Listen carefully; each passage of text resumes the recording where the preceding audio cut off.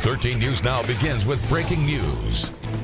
That breaking news is out of Norfolk. Police are on the scene of a homicide investigation in the Ballantyne Place area of the city. A man was shot and killed on Harold Avenue just hours ago. 13 News Now reporter Robert Boyd still live on the scene in Norfolk with what we know so far.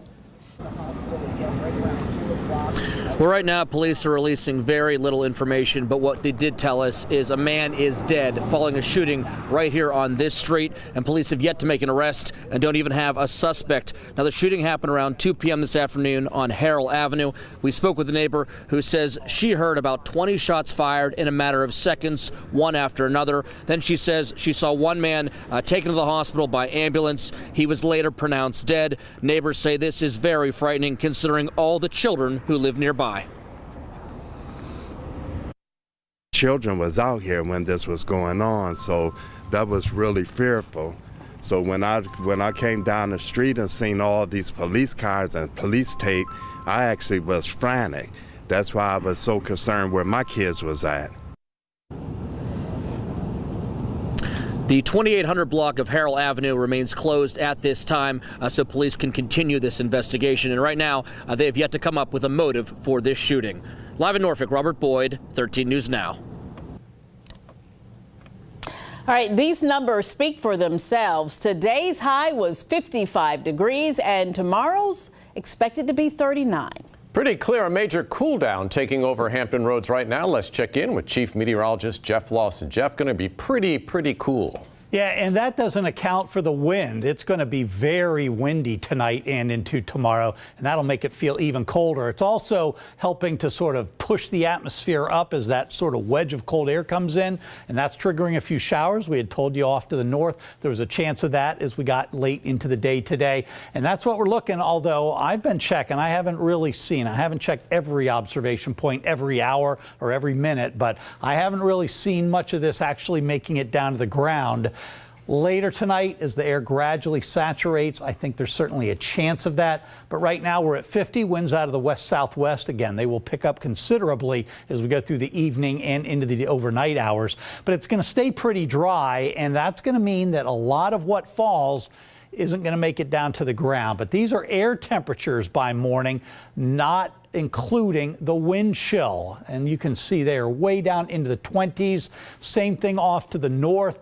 And once you factor in the wind, it'll be feel about 10 degrees colder than those kinds of numbers. And in the long term, again, we were 55 today. Tomorrow, that you would think, oh, there's the low. No, that's the high. And then we start to recover, and then we take a little bit of a dip. So eventually some warmer air moves in. But the big news, the cold tonight into tomorrow, a couple of chances for a few light, isolated mixed showers at other times. That's all coming up. All right, Jeff, thank you. Tonight, the Gloucester County community remembers 29-year-old Helga Marie Frost. Frost, who went by Marie, was killed in a double shooting at a home on Belhaven Drive around 10 o'clock last night. A second person is in the hospital. 13 News Now reporter Stephen Gray is live in Gloucester with the latest. Yeah, David, we still don't know much about that second victim, a name and identity, but we are learning more about the 29-year-old woman. According to tributes, she leaves a daughter behind.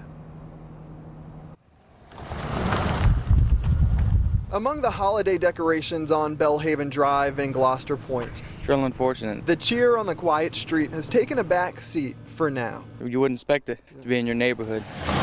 Now, deputies patrol the day after a woman was gunned down in a home. I'm kind of at a loss for words, actually. Police say the 29-year-old woman's legal name is Helga Frost. Tributes online and friends say she goes by Marie, though. That's her middle name. There are tributes that say she'll be missed. A former friend and neighbor tells 13 News Now that she's especially distraught. Frost's daughter used to play with her child along the street. Current neighbors are shocked. They say they never saw any commotion from the house until last night around 10. Michael Hayes lives with his brother. Yeah, he's a firefighter. He just had responded to the call. He learned another person was also shot along with Frost, 2 homes down from his. I heard it was two women who had ended up getting shot. Police haven't named the other victim, who was originally reported in critical condition. The question for many in this small town neighborhood remains, why? And we did try to get in touch with Frost's family. Understandably, they did not want to talk tonight. Gloucester County Sheriff's Office, they're working with state police. Now, they haven't said that there is any public threat in the search for suspects. They do say if you know anything that can lead to an arrest, that you give them a call. Reporting live in Gloucester Point, I'm Stephen Graves, 13 News Now. Families of 2 of the 4 people killed in a Duke Life Flight helicopter crash in North Carolina are suing. The lawsuits blame the pilot's actions and the manufacturers of the helicopter and the engine. Investigators found that one of the helicopter's engines had a clogging of the engine drain line. A lawyer for the family says the manufacturers knew about the potential for the issue since at least January, and that was after a similar crash happened in South Dakota. So we believe that both the engine and aircraft manufacturers well knew how extremely dangerous this potential engine failure situation was, but they did nothing. They sat on their hands. The lawyer says the goal of the lawsuit is to ultimately save lives by preventing this from happening again. Despite rescue efforts, a whale that was stranded in the James River in Newport News today is dead. Virginia Aquarium and Marine response teams gave the whale medicine and tried to save it. 13 News Now reporter Allie Weatherton has an eye on this story for us today, and she joins us live from Newport News with this rather sad story. David, it is very sad, and this was not the outcome many people expected. People were out here for hours, some from 8 o'clock this morning in their hats, their gloves, hoping for it to swim away in deeper water.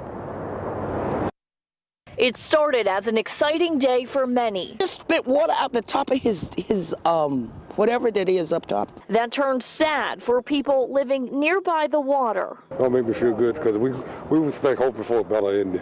Early this morning, a juvenile fin whale was found stranded in shallow water on the sand near the Monitor Merrimack. We got here, saw the whale, called the stranding team. They asked for pictures and details. We gave them as much as we could. And while everyone waited for the Virginia Beach Aquarium and Marine Science Center response team to show up, the whale was still alive. He's getting out. He's moving. His tail is moving. Oh my God, his tail is moving. And while people remained hopeful, the response team jumped right into the water to help. They gave the whale medicine to sedate it and were hoping it would be strong enough to swim away. Unfortunately, it died about 30 minutes later. Because this is the first time you ever experienced something like this. So for it to be an outcome like this, it's really sad. And it was very sad watching them tow it away. It was towed to Craney Island, where a necropsy will be performed tomorrow morning to see exactly what caused its death. Live in Newport News, Allie Weatherton, 13 News Now. Senator Tim Kaine is fighting to make medicine more affordable for Medicare patients. Today he spoke to the Senate Health, Education, Labor and Pensions Committee.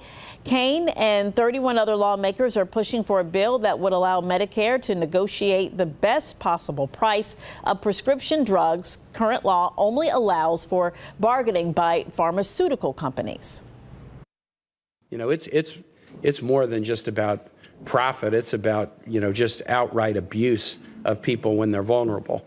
And so we're really called to try to come up with ways to battle that. The legislation Kaine is pushing for would cut costs for nearly 41 million seniors. It would also force pharmaceutical companies and others in the drug supply chain to be transparent with consumers about drug pricing. The massive undertaking of expanding the HRBT is about to take shape. Today was the first meeting of the Transportation Public-Private Partnership Steering Committee. VDOT's commissioner laid out the possible plan. You would have 2 lanes, general purpose in each direction, eastbound and westbound at all times. And you would have 2 lanes of express lane in each direction through the tunnel and the trestle over water at all times. And on the land side, you would possibly have an additional express lane. The project would cost more than $3 billion.